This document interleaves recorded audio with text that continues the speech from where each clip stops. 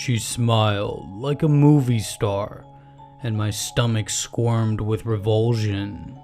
After a moment, though, the feeling was gone.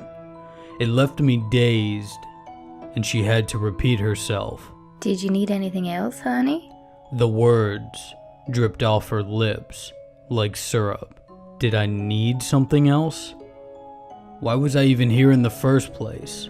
My thoughts were hard to access through the heavy curtain of fog that had begun to enshroud them the moment I'd driven through the city limits of this small nothing town.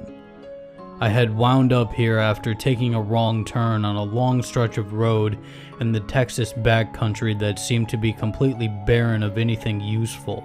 Most importantly, gas stations. Oh, that's why I was here. I needed gas. Gas, I said blankly.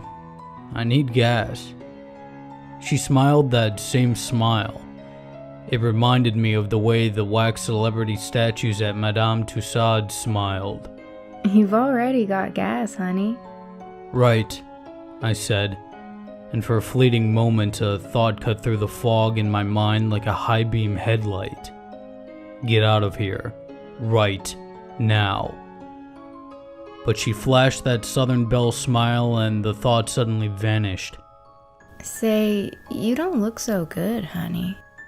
I don't? No, sir. Not at all. You look about ready to faint. I did feel a little unsteady.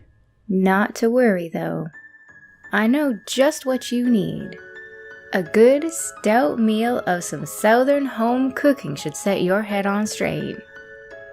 My leg twitches, and for an absurd moment I envisioned myself breaking into a sprint, slamming through the glass doors and running until my legs couldn't carry me anymore. The woman's periwinkle eyes seemed to grow just a bit around the edges, and I realized that would be rude. You can't turn down a free dinner, Darren. That's just not polite. The voice in my head was my own, but it seemed to have a slight southern twang. What a charming accent. Of course, I said. That would be wonderful. Now there's a sharp fella. It's about time to close up the shop anyway. What do you say we knock off early and head to my place? My mother would just love to meet you. Yes, of course, I said.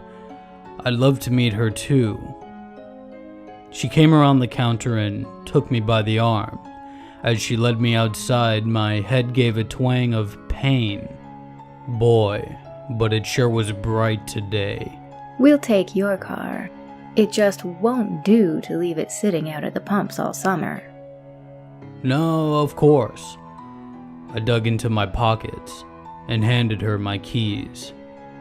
The next thing I remember, I was sitting in her dining room. Arranged on the table was the most splendid feast I'd ever seen.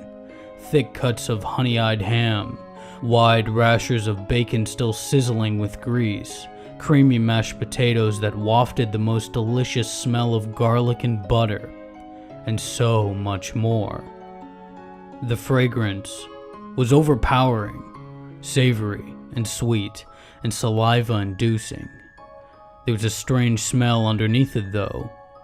Rotting meat or... Have some ham, dear, the woman's mother said, proffering a plate piled high with meat, honey glaze glistening enchantingly in light from the silver candelabra that sat at the center of the table. The mother smiled just like her daughter, and although she must have been in her 60s, there was something undeniably magnetic, seductive even, about her. Yes, ma'am. Thank you. I took the plate and set it down in front of me. It looked so delicious. I couldn't wait to dig in. The first bite was halfway to my mouth when my hand froze. Some not quite conscious part of my brain caught a note of that hidden scent again. Mouth-watering, yet sickening and cloyingly sweet all at once. My stomach squirmed, and I felt a sudden urge to vomit. I think I better go, The word slipped out of my mouth without forethought. I pushed myself up out of the chair, and the daughter laid a coaxing hand on my chest, and then suddenly snapped it back as if she'd been burned. There was something burning. It felt like a white-hot wire against my chest. I reached into my shirt and yanked it away, and felt a singe in the flash of my hand. I stared dumbly down at the crucifix in my palm. My grandmother's. A deeply religious woman. She had it blessed in Rome and insisted I wear it whenever I traveled so that I might, in her words, be protected. Now it was glowing red with heat. Oh, honey, that looks terribly painful. Why don't you put it down? Yes, I should put it down. It's burning my hand. I looked up at the daughter to see her smiling, but her grin was a little too wide. It reminded me of a wolf baring its teeth, yet her eyes were transfixing. They seemed to be growing wider and wider, like bottomless wells. I could feel myself being drawn into them. It was almost too late when I saw her mother creeping around the side of the table with a carving knife. I gripped the burning crucifix and my arm went rigid like I'd stuck a fork into a wall outlet. It moved on its own, slamming the crucifix into the old woman's forehead.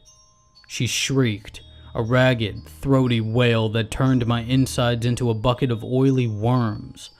Her mouth shrunk back around teeth that seemed impossibly large. Large and, oh, so very sharp. I felt a searing pain in my shoulder and I swiveled to see the daughter had sunk her teeth into me. Her jaw was dislocated like a snake's. I slammed the crucifix into the top of her head, and her hair burst into flames. Undaunted, I thrust the crucifix into the skull, over and over again, until I felt it crack beneath my blows, and her jaw's grip around my shoulder slackened. She stumbled backwards and collapsed into a heap in the corner. Her skin was dripping off her bones like melted wax, sizzling and smoking as it dropped to the floor. The old woman was already gone. A pile of ashes spilled out of her empty clothes. With a final, ear-shattering scream, the daughter exploded into a ball of fire. The ball collapsed in on itself, leaving nothing but a scorch mark behind. I heard buzzing to my right side and looked towards the table, where moments before there had been a feast, where chipped plates piled high with rotting meat, flies buzzing all around. Feeling half drunk, I stumbled out of the house. What I saw outside stole away whatever scraps remained of my courage. Trembling, I bolted to my own car and jammed the key into the ignition. My tires screeched as I hit the throttle and drove. I glanced in the rearview mirror only once. The house loomed in the darkness like an evil idol, and all around it were the decaying, rusted remains of hundreds of cars.